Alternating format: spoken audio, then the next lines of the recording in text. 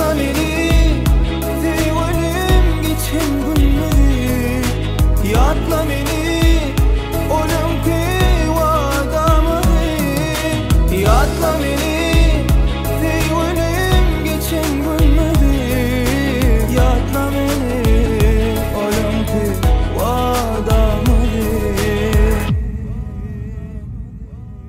Yatlayan mı geçen günlerimizi, birbirimize veren sözlerimizi. Öldürdün var arzularımızı, unuttun mu bardadi. Yatlayan mı geçen günlerimizi, birbirimize veren sözlerimizi. Öldürdün var arzularımızı, unuttun mu bardadi. Yatla beni sevgilim geçen günleri. Yatla beni oğlum ki vadamı. Yatla beni sevgilim geçen günleri. Yatla beni oğlum ki vadamı.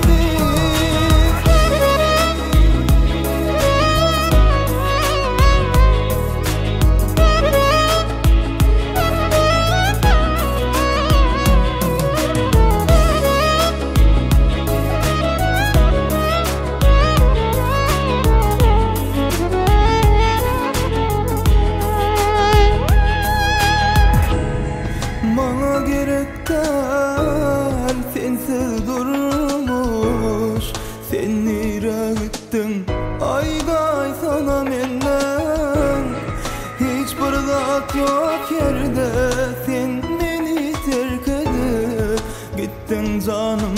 Karışamaktım senden. Yatla beni sevgilim geçen günleri. Yatla beni oğlum ki vadamı. Yatla beni